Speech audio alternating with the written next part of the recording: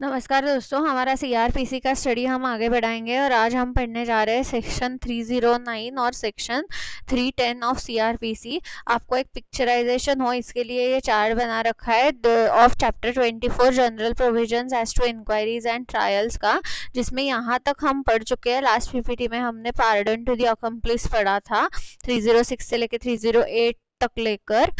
यहाँ पे हम पढ़ने जा रहे हैं section 309 which pertains to power to postpone और एडजर्न द प्रोसीडिंग्स। ओके, तो प्लीज रिमेंबर ये हम कहाँ पर है अभी अपने सिलेबस में। अभी ये 309 section it pertains to the expeditious trial, मतलब ये देखिए, ये ट्रायल जो है वो एक टाइम बाउंड मैनर में चले। ओके, तो आपको एक सवाल है मेरा कि is expeditious trial a part of fair trial according to Supreme Court. मतलब फेयर ट्रायल तो हमने देखा है कि is a part of fundamental right, पर क्या एक्सपीडिशियस ट्रायल होना ये फेयर ट्रायल का पार्ट है? तो हुसैन आरा खातून केस हम सबको पता है, कॉन्स्टिट्यूशनल लॉ में भी हमने इसको पढ़ रखा है फंडामेंटल राइट्स में, because it pertain to under trial prisoners. तो यहाँ पे बोला गया हुसैन आरा खातून केस में कि हाँ, जो एक्सपीडिशियस ट्रायल है, जो ट्रायल है वो एक्सपीडिशियस ही होना चाहिए अगर हमें उसको फेयर ट्रायल बोलना है। ओके, और ये भी एक लेटेस्ट केस लॉ है Aqeel versus state of national capital territory Delhi का। तो यहाँ पे भी ये बोला गया है कि ट्रायल जो है 309 जो प्रोविजन है सीआरपीसी का, उसका यूज होना ही चाहिए और एक्सपीडिशियस मैनर में ही ट्रायल को आपको खत्म करना है। तो देखते हैं कि ये सेक्शन 309 सीआरपीसी क्या है। ये क्या बोलता है कि जज के पास एडजर्न या ट्रायल पोस्टपोन करने का पावर तो है ही, मतलब ये आपको सब पता है। इन एवरी इंक्वायरी और trial the proceedings shall be continued from day to day basis until all the witnesses in attendance have been examined unless the court finds the adjournment of the same beyond the following day to be necessary for the reasons to be recorded। तो ये इससे आपको क्या समझ में आता है कि जब तक विटनेसेस जो है अटेंडेंस में, उनका पूरा examination in chief, cross examination, re examination, ये होने तक ट्रायल जो है वो डे टू डे बेसिस पे चलना चाहिए। ऐसे नहीं कि आज का एक डेट है तो आप 2 महीने बाद का एक डेट दे रहे हो, क्योंकि विटनेस को फिर से आना जाना पड़ेगा। अगर दिल्ली से औरंगाबाद के कोर्ट में कोई विटनेस आ रहा है तो उसको कितनी बार आना पड़ेगा? 2 बार आना पड़ेगा। Is it feasible? नो। तो आप क्या करोगे कि डे टू डे उसका एग्जामिनेशन, क्रॉस एग्जामिनेशन जो भी करना है उसका वो करके ही उसको आप भेज दोगे। ओके, तो विटनेसेस इन अटेंडेंस, विटनेस का एग्जामिनेशन चल रहा है तो trial day to day basis पे होना चाहिए। अगर नहीं हो रहा है तो आपको रीजन ऑर्डर करके ये बताना है कि एडजर्नमेंट क्यों नेसेसरी था। ओके, और यही देखिए, हम सबको पता है, हमें वो फ्रेज पता है, तारीख पे तारीख पे तारीख, क्योंकि विमेन ऑफेंडर्स के अगेंस्ट ये जो रेप के केसेस थे वो लिंगरिंग चलते थे सालों साल कोर्ट्स में। तो इसलिए क्या बोला गया है कि ये जो केसेस है चार्जशीट फाइल होने के बाद, आफ्टर फाइलिंग ऑफ चार्जशीट 2 महीने में ट्रायल खत्म हो जाएगा। Okay, trial shall be completed within a period of 2 months from the date of filing of the chargesheet. तो आप सबको पता है कि चार्जशीट फाइल करना ये भी टाइम बाउंड मैनर में प्रोसीडिंग होना, प्रोसीजर है कि 60 डेज में, 90 डेज में ही चार्जशीट फाइल हो जाना चाहिए। और उसके बाद जब ट्रायल चलेगा तो वो भी 2 महीने में एज फार एज पॉसिबल खत्म हो जाना चाहिए। ओके, तो ये रेप के सेक्शंस है, आप देखिएगा यहाँ पे, प्लीज ये पढ़ लीजिएगा। फाइन, तो यहाँ पे क्या बोला गया है, section 231 vis-a-vis section 309 of CrPC. Okay, तो section 231 pertains to the procedure of trial in the court of sessions. Okay, तो यहाँ पे क्या है, हमने प्रोसिक्यूशन को एविडेंस देने के लिए एक डेट दे रखा है। वीडियो को पॉज करके आप 231 सबसेक्शन 2 पढ़िएगा, जो हम ऑलरेडी पढ़ चुके हैं। यहाँ पे क्या बोल रहे हैं ये लोग कि जज, मतलब सीआरपीसी क्या बोल रहा है कि जज में इन हिज डिस्क्रिशन, मतलब जज साहब क्या कर सकते हैं, may in his discretion permit the cross examination of any witness to be deferred until any other witness or witnesses have been examined or recall any witness for further cross examination। Okay, ये यहाँ पे क्या बोल रहे हैं कि cross examination लेना defer हो सकता है, या फिर किसी विटनेस को हम क्रॉस के लिए रिकॉल भी कर सकते हैं। ये प्रोविजन है सीआरपीसी का under section 231 which pertains to the trial procedure in the court of sessions. Okay, but Aqeel versus state of national capital territory of Delhi में सुप्रीम कोर्ट ने क्या बोला है कि though this is a provision under CrPC, जो sessions trial है उसका cross examination आप 2-2 महीने डिफर नहीं कर सकते। ओके, ये जो प्रोविजन है differing the cross examination, recalling of the witness और क्रॉस एग्जामिनेशन, उसको आपको स्पेयरिंगली यूज करना है। अदरवाइज एग्जामिनेशन इन चीफ के बाद इमीडिएटली क्रॉस को आप शुरू करो। अगर टाइम खत्म हो गया है कोर्ट का तो आप डे टू डे बेसिस पे उसको चलाओ। ओके, सो 309 के प्रोविजंस के ऊपर सुप्रीम कोर्ट ने बहुत एम्फसाइज किया है इस केस लॉ में, तो इसको आप जरूर पढ़िएगा। देन हम जाते हैं सेक्शन 309 सबसेक्शन 2 के पास। ओके, तो ये सबसेक्शन 2 क्या बोलता है, if the court after taking cognizance of an offence और commencement of the trial finds it necessary और advisable to postpone the commencement और एडजर्न एनी इंक्वायरी और ट्रायल, ये वो कर सकता है। तो ये पोस्टपोन या एडजर्न कर सकते हैं रीजनेबल ग्राउंड्स के ऊपर, and may by warrant remand the accused if in custody. Okay, इस पोर्शन को आप पढ़ लीजिएगा ध्यान से, और जो मैंने रेड में करा है उसको आप बैरैक्ट में अंडरलाइन कर लीजिएगा। ओके, तो इसमें क्या बोला गया है कि after taking cognizance of an offence और after commencement of trial, if the court finds it necessary or advisable to postpone the commencement of any inquiry or trial or adjourn any inquiry of trial, it may from time to time for reasons to be recorded postpone or adjourn the same on such terms as it thinks fit for such time as it considers reasonable, and may by warrant remand the accused if in custody। Okay, तो ये भी चीज को हमने underline किया है for a specific purpose. तो यहाँ पे यह बोला गया है हम पोस्टपोन या एडजर्न कर सकते हैं इंक्वायरी और ट्रायल को, पर हम क्या नहीं कर सकते कि no magistrate shall remand the accused person beyond a period of 15 days at a time. मतलब सिंपल लॉजिक है कि 15 डेज के बाद आपको फिर से एक रिमांड ऑर्डर पास करना पड़ेगा। देन ये क्या बोल रहे हैं, अगर विटनेसेस कोर्ट में आ गए हैं, witnesses are in attendance, no adjournment और postponement shall be granted without examining them except for special reasons. मतलब विटनेस आते हैं अपना काम धंधा छोड़ के कोर्ट को एड करने के लिए, तो स्पेशल रीजंस रिकॉर्ड किए बगैर आप फिर से एडजर्नमेंट या पोस्टपोनमेंट नहीं दे सकते। Okay, then provided also no adjournment shall be granted for the purpose only of enabling the accused person to show cause against the sentence proposed to be imposed on him। okay, तो sentence के लिए show cause दिखाने के लिए हम adjournment नहीं मांग सकते, और ये बहुत बहुत बहुत important है यहाँ पे जो है, provided also that no adjournment shall be granted at the request of party except where circumstances are beyond the control of that party। मतलब मेरे एडवोकेट को कोरोना वायरस ही हो गया तो it is beyond the control of me. Okay, तो ये मतलब विस मेजर है, गॉड ने किया है, तो ये मेरे कंट्रोल में नहीं था। पर ऐसे नहीं कि मेरी बस मिस हो गई तो आप जल्दी क्यों नहीं निकले, तो ये मैं मतलब ऐसे ही एग्जांपल दे रही हूँ, but the circumstances should be beyond the control of the party. और एक चीज आपको ध्यान में रखना है कि आप जूनियर करके जाओगे तो हमेशा हमारी एक आदत रहती है उस टाइम कि हम बोलते हैं my senior is engaged in another court. पर यहाँ पे क्या बोला गया है सीआरपीसी में, the fact that the pleader of a party is engaged in another court shall not be a ground for adjournment. Okay, ये चीज को आपको ध्यान में रखना है। तो अभी से दूसरे रीजन सोचिएगा आप कि क्या आपको देने हैं एडजर्नमेंट के लिए।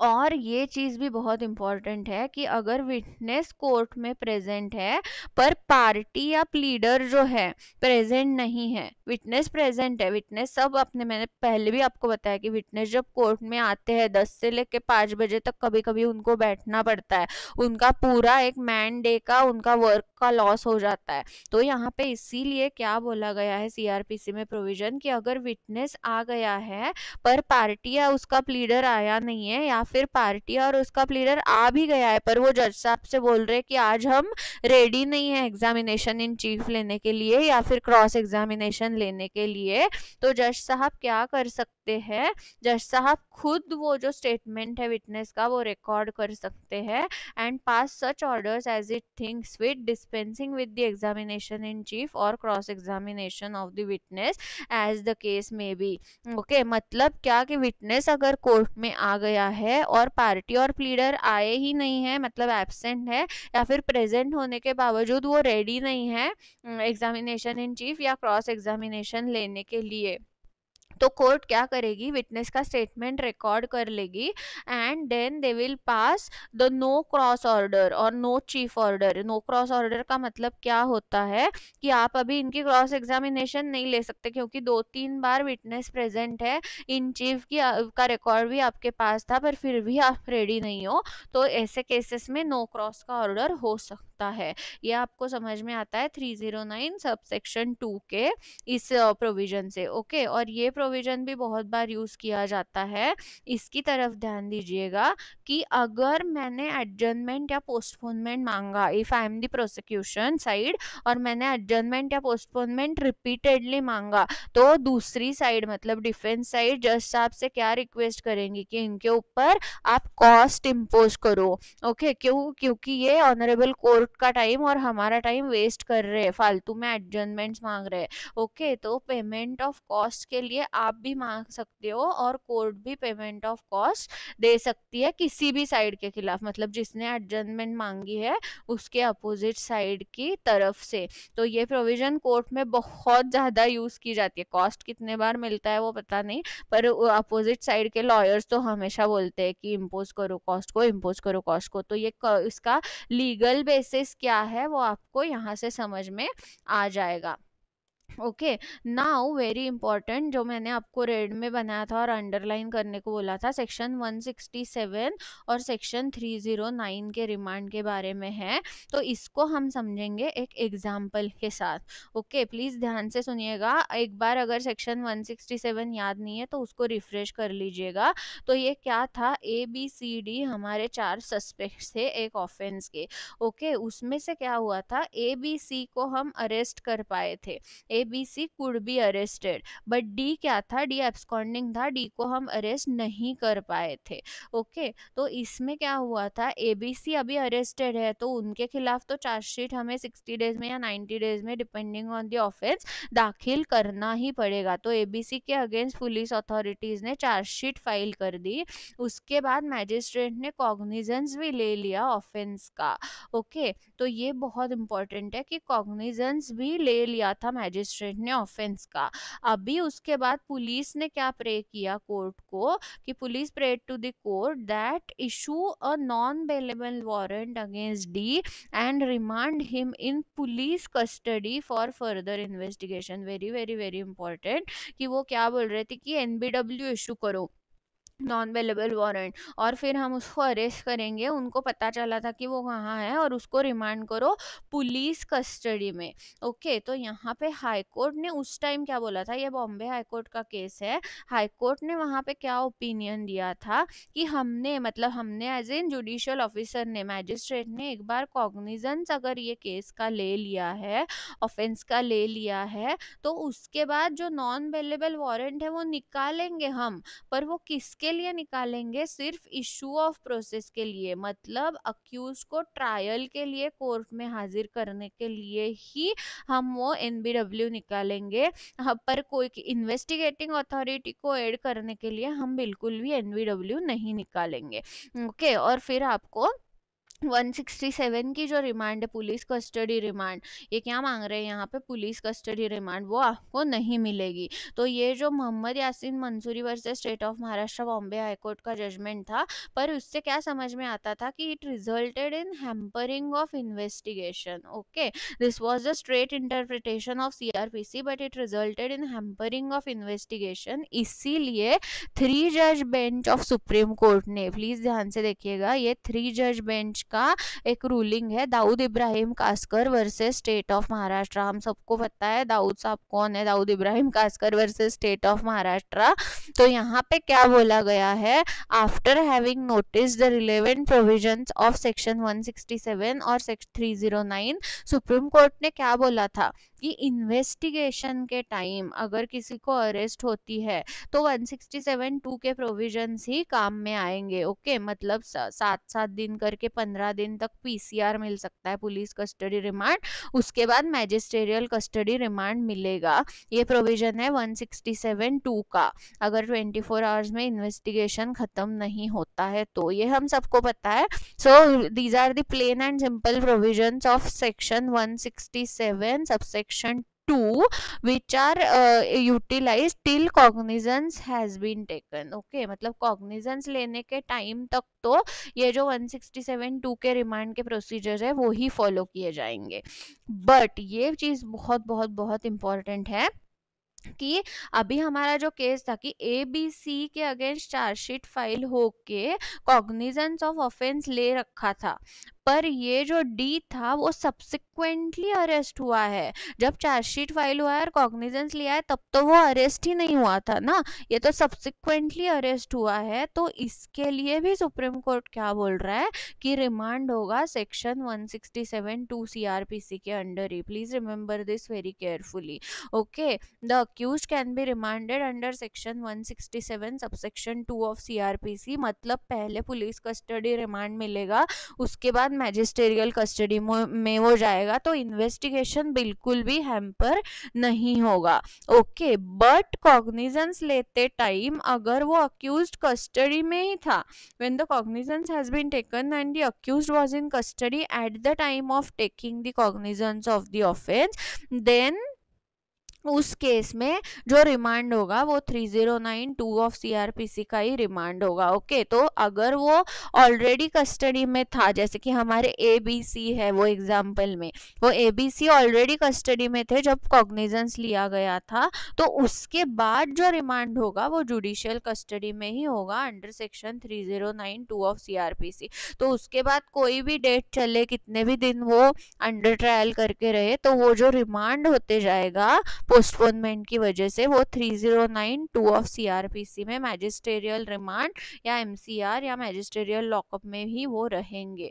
ओके, ये चीज बहुत इंपॉर्टेंट है एंड दिस इज अ 3 जज का ये जजमेंट है सुप्रीम कोर्ट का, ये आपको पढ़ना है इस सेक्शन के लिए। Okay, now section 209 also talks about one remand, तो इसके लिए मैंने ये यहाँ पे इंक्लूड किया है। सेक्शन 209 कमिटल का जो प्रोसीडिंग है वहां पे क्या बोला गया है कि magistrate can remand the accused in the custody until conclusion of the trial. Okay, तो ये जो रिमांड है it also doesn't contradict section 309, क्योंकि हमेशा हमेशा सेशंस कोर्ट को फिर रिमांड करने की जरूरत नहीं है। मैजिस्ट्रेट बोल देता है अगर अक्यूज बेल पे नहीं है तो कि कंक्लूजन ऑफ ट्रायल तक वो कस्टडी में रहेगा। Okay, now we'll go for section 310 of which pertains to the local inspection। तो यहाँ पे हमें ये देखना है कि ये कुछ इतना डिफिकल्ट टू अंडरस्टैंड नहीं है। यहाँ पे क्या है कि एक प्लेस ऑफ ऑफेंस है। ओके, एक यहाँ पे जैसे ऑफेंस हुआ था और ये रोड है, मतलब ये मैप भी बनाते हैं यूजुअली ऑफेंस जहाँ पे हुआ था इसका, बट अगर जज साहब को वो कोर्ट हॉल में बैठ के it is difficult to comprehend that map, तो अगर फिर उनको चाहिए तो after giving due notice to both the parties, वो जहाँ पे ऑफेंस कमिट हुआ है ऐसे लग रहा है अलिज्ड टू हैव बीन कमिटेड, वो स्पॉट का इंस्पेक्शन कर सकते हैं and record memorandum of relevant facts. Okay, तो ये चीज बहुत ज्यादा इंपॉर्टेंट है। तो थेफ्ट के केस में वगैरह ये चीज हो सकती है कि कितने टाइम में बंदा यहाँ से यहाँ भाग के जा सकता है वगैरह, ये कोर्ट हॉल में बैठ के इमेजिन करने से अच्छा है कि जज साहब अगर उनको लगता है तो दोनों पार्टीज को नोटिस दे के वहां जहाँ पे ऑफेंस हुआ है ऐसे एलिज कर रहे हैं वो स्पॉट का एग्जामिनेशन करने के लिए जा सकते हैं, फिर उसका एक मेमोरेंडम बना सकते हैं। Such memorandum shall form the part of the record and अगर प्रोसिक्यूटर कंप्लेनेंट डॉक्यूमेंट अक्यूज को चाहिए तो उसकी कॉपी भी मिल सकती है। Okay, this is simple provision of local inspection. But यहाँ पे ध्यान में हमें ये रखना है कि ये लोकल इंस्पेक्शन है, ये बिल्कुल भी लोकल इंक्वायरी नहीं है। तो the magistrate is not expected to ask the questions to the people who are present at the spot. Okay, very easy to understand कि magistrate shall refrain from asking the question। and ये जो memorandum अभी हमने बनाया है, it should be cautiously proceeded upon as accused has no right to rebut this evidence। मतलब otherwise क्या होता है, क्रॉस एग्जामिनेशन से हम उसका वेरासिटी ट्रूथ चेक कर सकते हैं। ओके, पर यहाँ पे ऐसी अपॉर्चुनिटी नहीं है, तो कोर्ट ने भी कॉशियसली इसके ऊपर प्रोसीड करना है। Okay, so this is all about section 310 of CRPC, and in our next presentation we'll start with section 311 of court witness. Thank you.